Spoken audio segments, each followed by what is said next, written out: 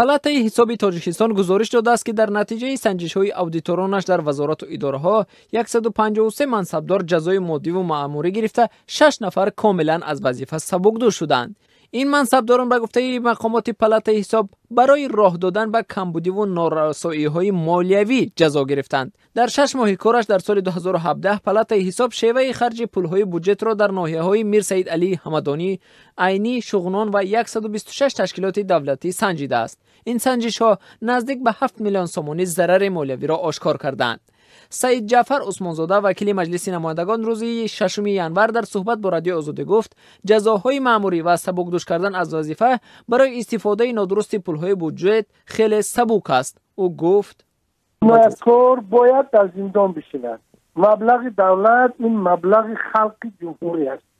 این اندازی مردم اندوز پرنده است که تمام دولت تاجیکستان ثبات امنیت را تامین کرد. صاحب کار کرده توانست که انداز بتد. ساختار مربوطه انداز جمع کردن آوردن. چندین وزارت ها سرسان بعد در بودجت آمد مفت یک دیگه پای جنایتکار پول میگرد او بلوی میکنن یا فقط تنبیه میتن.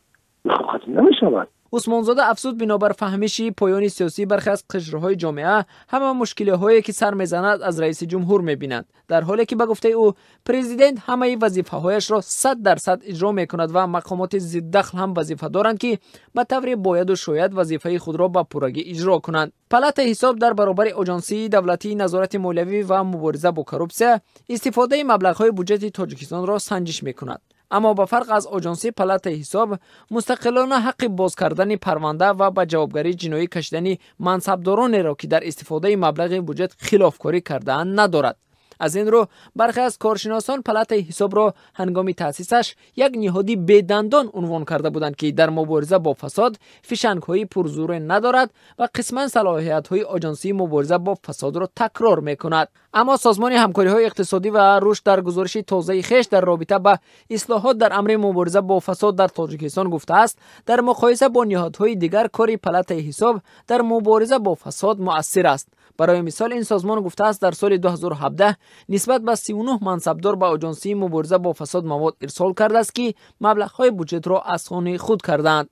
در اساس این گزارش‌های پالاتای حساب آژانسی مبارزه با فساد 4 پرونده جنایتی از روی ماده‌های از خودکنی و اسرافکاری، تهیه و فروش حجت‌های تقلبی باز کرده است. در برابر این پالاتای حساب در سال 2017 از نتیجه سنجش‌های اودیتوریش 38 مواد به دادستانی کل فرستاده است. این 38 بسته حجت‌های ارسال کرده پالاتای حساب باعث بازگشتن 8 پرونده دیگر شدند.